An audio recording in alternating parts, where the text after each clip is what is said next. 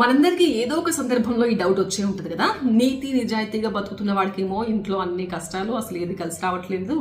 అధర్మంగా బతుకుతున్న వాడికి, అన్యాయాలు చేసేవాడికేమో దేవుడు ఇంత కోట్ల డబ్బు ఇస్తున్నాడు, ఇంత లగ్జరీ ఇస్తున్నాడు, వాళ్ళ ఇంట్లో కూడా ఏమి కష్టాలు ఉండవు, అసలు ఏం న్యాయం ఏం ధర్మం అని డౌట్ వచ్చి ఉంటుంది కదా.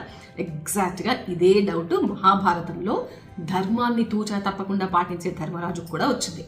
వెంటనే గురువైన భీష్మ పితామహుడి దగ్గరికి వెళ్ళి అడుగుతాడు, తాతగారు సమాజంలో చూస్తున్నా నేను, అన్న ఆస్తి కొట్టేసిన తమ్ముడేమో దర్జాగా బతుకుతున్నాడు, ఏ కష్టాలు లేవు, అన్నకేమో అష్ట కష్టాలు, ఇంట్లో అన్ని కష్టాలు, బయట కూడా ఉపాధి దొరకట్లేదు. మరోవైపు ఇంకొక చోట చూసుకుంటే గురువును శ్రద్ధగా పూజిస్తూ అతడికి సేవ చేస్తూ మంచిగా చదువుకున్న వాళ్ళకేమో భవిష్యత్తులో అన్ని కష్టాలే వస్తున్నాయి, సరిగా సెటిల్ అవ్వలేకపోతున్నారు.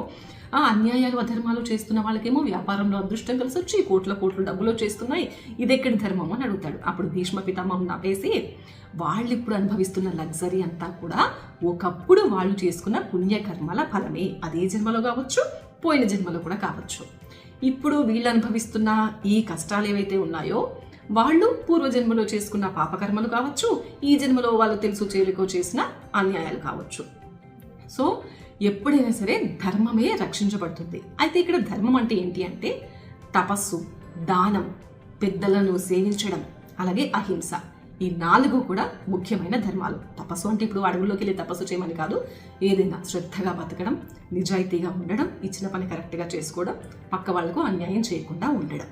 అలాగే ఇప్పుడు ఎవరైతే మీరు లగ్జరీ అంటున్నారో, ఎవరైతే కోటీశ్వరులు అంటున్నారో వాళ్లకు నిజమైన ప్రేమాభిమానాలు దక్కవు, వాళ్లకు నిజమైన గౌరవం దక్కదు. వాళ్ళ పక్కకెళ్ళి వీడన్ని అన్యాయాలు మోసాలు చేసి సంపాదించిన డబ్బు అదంతా అని తిట్టుకుంటారు తప్ప ఎవరు కూడా నిన్ను నిజాయితీగా గౌరవించరు. ఎప్పటికైనా గుర్తుపెట్టుకోవాల్సింది, ఎప్పటికైనా నీతిగా నిజాయితీగా ధర్మబద్ధంగా ఉన్నవాళ్లే శక్తిమంతులు. ఎప్పటికైనా మనల్ని కాపాడే తారక మంత్రం ధర్మో రక్షతి రక్షితః. కొంచెం ఈ కాలం వాళ్ళకి ఇవన్నీ కూడా అర్థం కాకపోవచ్చు, కానీ కాలాలు మారినా కూడా ఎప్పటికీ నిలిచి ఉండేది ధర్మమే. మనందరికీ ఏదో ఒక సందర్భంలో ఈ డౌట్